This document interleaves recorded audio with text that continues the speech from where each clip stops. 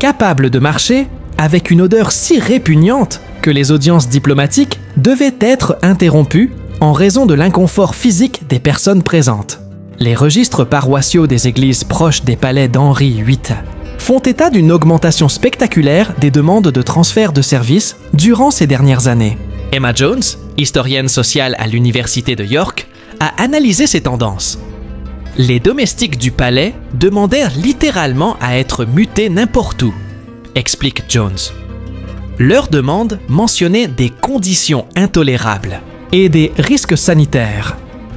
Il s'agissait de personnes qui préféraient travailler dans les écuries ou les cuisines des villages plutôt que de servir le roi d'Angleterre. L'analyse chimique des restes alimentaires conservés dans les décharges du palais révèle des niveaux astronomiques de graisse animale et de sucre dans l'alimentation de Henry. Le docteur Mark Horton, archéologue à l'université de Bristol, a dirigé ces fouilles.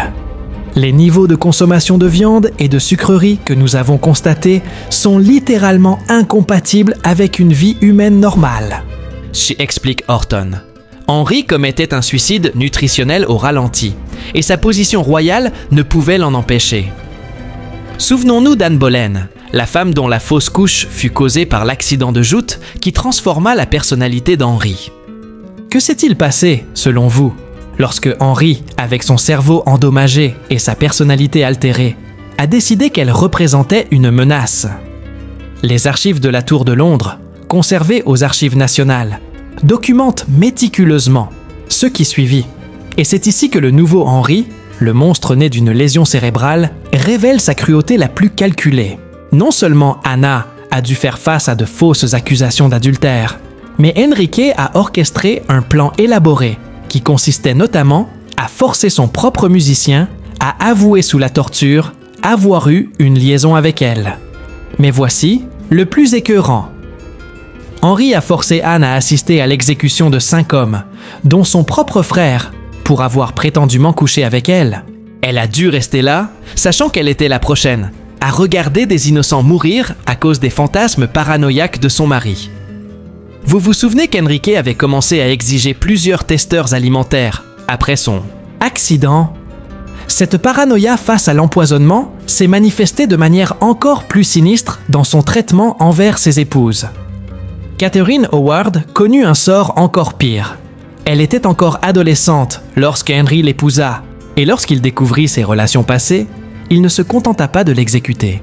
Il promulgua une loi rendant traître quiconque épouserait le roi sans révéler son passé sexuel.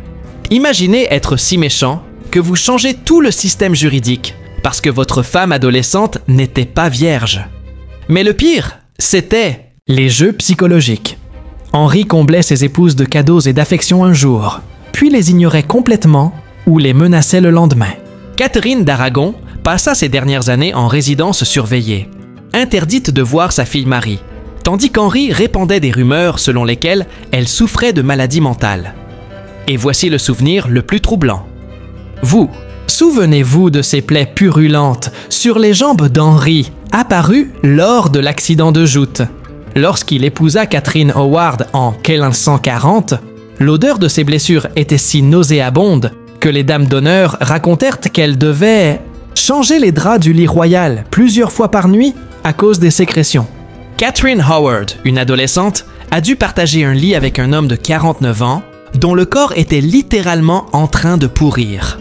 Les archives judiciaires révèlent qu'Henry développait des rituels alimentaires de plus en plus étranges, à mesure que sa paranoïa grandissait. Non seulement il demandait à plusieurs domestiques de goûter sa nourriture, mais il attendait 30 minutes après leur dégustation, avant de toucher quoi que ce soit, juste pour s'assurer qu'il ne meure. Pas d'un poison à action retardée. Les repas d'Henry se transformaient en véritables représentations théâtrales. Il mangeait devant des centaines de courtisans, et le processus pouvait durer jusqu'à 4 heures. Imaginez-vous assis là, à regarder ce roi massif et pourri, manger lentement assez de nourriture pour nourrir un petit village, tout en prétendant que c'était un comportement royal parfaitement normal. Mais voici le détail le plus effrayant. Henry a créé tout un réseau d'espions dont la mission était d'épier ses autres espions. Il avait des informateurs qui surveillaient ces informateurs, créant ainsi un réseau de surveillance pervers, où personne ne savait à qui faire confiance. La vie à la cour était devenue un spectacle d'horreur psychologique, où dire la mauvaise chose à la mauvaise personne pouvait littéralement vous faire exécuter. Les filles d'Henri, Marie et Élisabeth, ses propres filles, vivaient sous cette surveillance constante, convaincues qu'elles complotaient pour le renverser. C'étaient des enfants. Et il les traitait comme des agents ennemis dans sa propre maison. Voici le rebondissement qui va complètement changer votre vision, non seulement d'Henri VIII, mais aussi du concept même de pouvoir absolu. Cet homme, qui a terrorisé l'Europe pendant des décennies, qui a changé le cours de la religion occidentale, qui a exécuté des milliers de personnes sur un coup de tête, était essentiellement un invalide souffrant de lésions cérébrales et opérant, avec un pouvoir illimité. La véritable horreur n'était pas qu'Henri fût intrinsèquement mauvais, mais que le système monarchique accorda un pouvoir absolu à un homme littéralement et médicalement incapable de l'exercer de manière responsable. Toute la terreur, toute la brutalité, toutes les exécutions, toutes les guerres et tous les bouleversements sismiques de l'histoire européenne furent les décisions d'un cerveau endommagé, fonctionnant dans un corps en décomposition, mais qui se trouvait avoir l'autorité légale de tuer quiconque remettait en question son jugement altéré. Henri n'était pas un génie politique calculateur. C'était un homme handicapé cognitif, doté d'un pouvoir divin absolu, ce qui faisait de lui la combinaison la plus dangereuse qui soit. Et quand il est finalement mort, sa mort même a été un désastre grotesque qui a traumatisé toutes les personnes impliquées. Son corps était tellement gonflé par les gaz de décomposition interne que son cercueil dut être spécialement renforcé. On l'enveloppa de feuilles de plomb et on le scella dans plusieurs caisses en bois, pensant ainsi contenir le désastre. Ils ont fait beaucoup d'erreurs. Lors du cortège funèbre de Londres au château de Windsor, un événement absolument incroyable se produisit. Le cercueil explosa littéralement. Les gaz dégagés par le corps, en décomposition d'Henri Ier, créèrent une telle pression que la doublure de plomb éclata et que les restes royaux en décomposition se dispersèrent à l'intérieur du corbillard. L'odeur était si horrible que le cortège funèbre a dû s'arrêter pendant que les serviteurs nettoyaient le désordre avec des seaux et des chiffons. Mais voici le détail qui hantera vos rêves. Des chiens auraient été aperçus en train de lécher les restes d'Henri VIII qui avaient coulé de son cercueil le long de la route. L'homme qui prétendait régner de droit divin a fini empâté, pour chien sur une route de campagne. Même son enterrement tourna au chaos. Il fallut creuser sa tombe extra large pour accueillir l'énorme cercueil, mais le sol continuait de s'effondrer, incapable de supporter le poids de tout ce plomb et de cette chair en décomposition. Il a fallu plusieurs tentatives pour simplement mettre les restes du roi dans le sol et y rester. Mais voici le cliffhanger final, qui changera à jamais votre vision du pouvoir politique. Si un homme souffrant de graves lésions cérébrales, d'obésité morbide et de multiples maladies mentales a pu terroriser l'Europe pendant des décennies simplement parce qu'il est né dans la bonne famille, qu'est-ce que cela dit de nos systèmes de pouvoir actuels? Les dirigeants modernes n'ont peut-être pas de blessures purulentes, ni de cerveau endommagé par des accidents de joute, mais ils ont accès à des armes nucléaires, à des armées technologiquement avancées et à des systèmes de surveillance qui feraient passer le réseau d'espionnage d'Henri pour un amateur. Sommes-nous vraiment aussi loin du règne de terreur d'un invalide cognitif qu'on le pense? La prochaine fois que vous verrez des politiciens modernes prendre des décisions qui affectent des millions de vies, souvenez-vous de ceci. Henri VIII a terrorisé l'Europe alors qu'il pourrissait littéralement, prenant des décisions avec un cerveau endommagé et un corps incapable de contrôler ses propres fonctions de base. Au moins, Henri n'avait que des épées et des haches. Les dirigeants modernes disposent que d'un pouvoir destructeur bien plus grand et de systèmes médicaux et psychologiques bien plus performants pour dissimuler leurs faiblesses. L'histoire d'Henri VIII n'est pas seulement celle d'un roi monstrueux. C'est un avertissement sur ce qui arrive lorsque des systèmes de pouvoir absolu fonctionnent sans frein, contrepoids, ni même sans examens médicaux de base. Et si vous pensez que cela est dérangeant, attendez de découvrir ce que révèlent les véritables dossiers médicaux sur d'autres dirigeants. vous pensez connaître Henri VIII, l'homme aux 6 épouses qui a fondé l'Église d'Angleterre. Préparez-vous, car le véritable Henri VIII était si monstrueux qu'aucun livre d'histoire n'ose vous dire toute la vérité. Un roi d'une obésité, si grotesque qu'il avait besoin d'appareils mécaniques pour se déplacer. Un homme dont les blessures aux jambes pourrissantes empestaient si horriblement que ses serviteurs s'enfuyaient en vomissant. Un souverain dont le corps s'est décomposé si brutalement que son cercueil a explosé sous l'effet des gaz dégagés par son cadavre.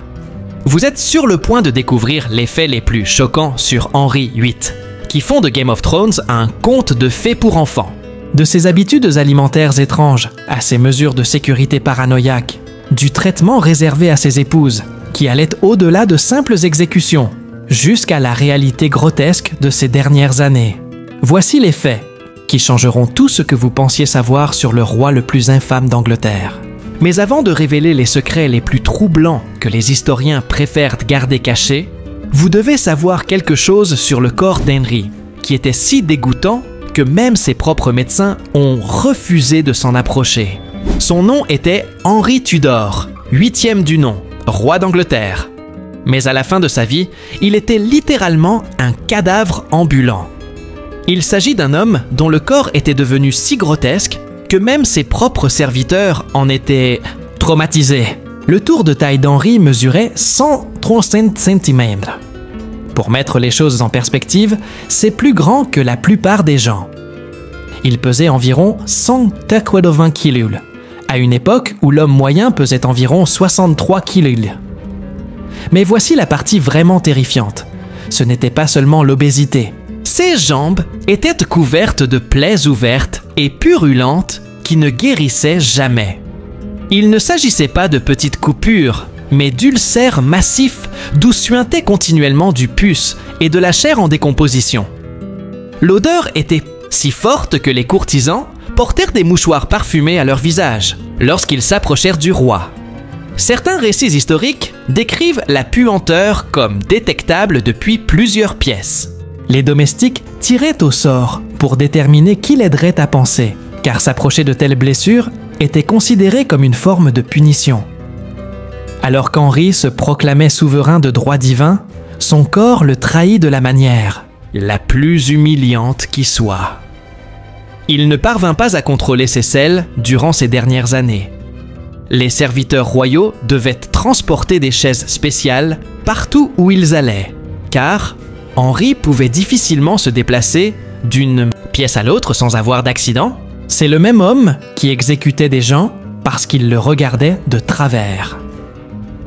Mais le plus inquiétant, c'est que les experts médicaux modernes pensent qu'Henri a subi un grave traumatisme crânien à la suite d'un accident de joute en 1536. Ce n'était pas seulement un coup à la tête, il est resté inconscient pendant 2 heures, ce qui, en termes médiévaux, signifiait qu'il était pratiquement mort. La blessure a probablement provoqué des changements de personnalité massifs, expliquant sa transformation d'un jeune roi relativement normal en un monstre paranoïaque et rempli de rage de ces dernières années. Revenons à 1536, l'année qui a tout changé pour Henri et pour l'Angleterre. Mais pas à l'événement que tout le monde connaît, mais à cet accident que les historiens ont minimisé pendant des siècles. C'était le 24 janvier, lors d'un tournoi de joutes à Greenwich. Henri, alors âgé de 44 ans, se voyait encore comme le jeune roi athlétique qu'il avait été. Mais son corps montrait déjà les signes de ce qui l'attendait. Il avait pris beaucoup de poids, ses réflexes avaient ralenti. Son adversaire, Henry Norris, l'attaqua à toute vitesse. Ce qui se passa ensuite fut relaté par de nombreux témoignages, mais ses implications furent sous-estimées par l'histoire traditionnelle. Le cheval d'Henri s'effondra sur lui. Un cheval blindé de 1000 livres écrasa un roi qui pesait déjà près de 136 kilos. Henri resta immobile pendant 2 heures. En médecine moderne, toute perte de connaissance de plus de 15 minutes indique un traumatisme crânien grave. Anne Boleyn, alors enceinte, fit une fausse couche sous le choc de la mort de son mari. Mais à son réveil, Henri constata un changement fondamental. Les courtisans remarquèrent immédiatement des changements dans sa personnalité, mais les attribuèrent au traumatisme de l'accident. Ils n'avaient aucune idée qu'ils assistaient à la naissance du monstre qu'Henry allait devenir. Les changements commencèrent subtilement. De violents maux de tête le plongeaient dans des accès de rage violente. Des sautes d'humeur spectaculaires, passant de la jovialité à une rage meurtrière en quelques secondes. Une paranoïa grandissante allait finir par consumer non seulement son esprit, mais tout son royaume. Mais voici le signe avant-coureur que personne n'avait vu venir. Quelques mois après l'accident, Henry entama les investigations qui allèrent mener à l'exécution d'Anne Boleyn. La femme dont la fausse couche avait été causée par son accident allait devenir la première véritable victime du nouvel Henry. Henry, atteint de lésions cérébrales. Les médecins de l'époque, bien sûr, ne pouvaient diagnostiquer de traumatisme crânien. Tout ce qu'ils savaient, c'est que leur roi devenait de plus en plus imprévisible, violent et paranoïaque. Et Henry, élevé dans la foi en son droit, divin de régner, interprétait ces changements comme des signes que Dieu le rendait plus puissant et plus décisif. La réalité était tout autre. Son cerveau endommagé le transformait en le tyran le plus dangereux que l'Europe ait jamais connu. Les jambes d'Henrique, blessées lors de ce même accident, ne guérirent jamais complètement. Ce qui avait commencé comme des blessures traumatiques se transforma en ulcères chroniques, qui, combinés à ce que les médecins modernes soupçonnent d'être un syndrome de Cushing, déclenchèrent un cycle d'infection, de douleur et de détérioration physique qui perdura toute sa vie. Mais la véritable horreur de ce qui attendait les femmes dans la vie d'Henrique ne faisait que commencer. Le docteur Robert Hutchinson, biographe médical à l'université de Cambridge et auteur de « Les derniers jours d'Henri VIII », a passé des décennies à analyser les dossiers médicaux survivants du règne d'Henry. Ce que nous avons découvert dans les archives royales prouve clairement qu'Henry souffrait de multiples problèmes de santé graves qui ont considérablement affecté sa personnalité et son jugement, explique Hutchinson. La description de ses ulcères aux jambes, combinée à sa prise de poids importante et à ses sautes d'humeur, suggère fortement un syndrome de Cushing, possiblement causé par une tumeur hypophysaire. Le docteur Kira Kramer, anthropologue médical à l'université de l'Indiana et spécialiste de la médecine Tudor, a développé des théories révolutionnaires sur la santé d'Henry, basées sur une analyse médico-légale moderne. Les dossiers décrivent des symptômes parfaitement compatibles avec un traumatisme crânien grave, note Kramer. La perte de contrôle des impulsions, la paranoïa croissante, les changements radicaux de personnalité, tout cela apparaît après. L'accident de 1536, ce n'est pas une coïncidence. Les archives du Collège royal des médecins de Londres contiennent des documents qui n'ont jamais été intégralement traduits en espagnol. Le docteur Miguel Ángel González Torres, historien de la médecine à l'Université Complutense de Madrid, a passé des années à déchiffrer ces documents. Les médecins d'Henry le terrifiaient sincèrement, révèle González Torres. Nous avons trouvé des lettres où ils discutaient entre eux de traitements potentiels. Mais personne n'osait suggérer que le roi était réellement malade. Critiquer la santé du roi était considéré comme une trahison. Les archives de la cuisine royale, conservées aux archives nationales de Kew, révèlent des détails sur les habitudes alimentaires d'Henry, qui, selon les experts, sont la preuve d'un grave trouble de l'hyperphagie boulimique. Henry consommait environ 5000 calories par jour, explique le docteur Susan Brigden, historienne d'Oxford spécialisée dans la cour des Tudors. Pour mettre les choses en contexte, c'est plus du double de ce qu'un homme adulte actif aurait dû manger, et n'oublions pas que cet homme pouvait à peine marcher à la fin de sa vie. Mais les preuves les plus troublantes proviennent peut-être de l'analyse médico-légale des restes des épouses exécutées d'Henry. Le docteur Patricia Wiltshire, archéologue médico-légal à l'Université de Londres, a examiné les archives des fouilles de la Tour de Londres. Les restes d'Anne Boleyn témoignent d'une décapitation extrêmement maladroite, explique Wiltshire. Le bourreau, censé être habile, a dû administrer de multiples coups. Cela suggère qu'Henri VIII a spécifiquement ordonné des sédaqueïdes, exécutions plus brutales que nécessaires. Les archives diplomatiques espagnoles contiennent des rapports d'ambassadeurs, documentant la détérioration physique et mentale d'Henrique. Le docteur Carlos Gómez Centurión, historien diplomatique à l'UNED, Université nationale de Madrid, a traduit des dizaines de ces rapports. Des ambassadeurs écrivirent à Charles Quint, décrivant Henri comme « plus bête qu'homme » dans « Ces dernières années », révèle Gómez Centurión. Des rapports de 1546 le décrivent comme à peine « historiques » qui ont changé le monde, tout en luttant contre des maladies mentales non diagnostiquées et non traitées. Envie de découvrir d'autres secrets médicaux sur les dirigeants historiques, délibérément dissimulés dans les manuels? Gars scolaire? Abonnez-vous et activez les notifications. La semaine prochaine, nous révélerons les pathologies secrètes de Napoléon qui expliquent ses décisions militaires les plus catastrophiques. Après avoir entendu cela, vous ne regarderez plus jamais les décisions politiques du même œil.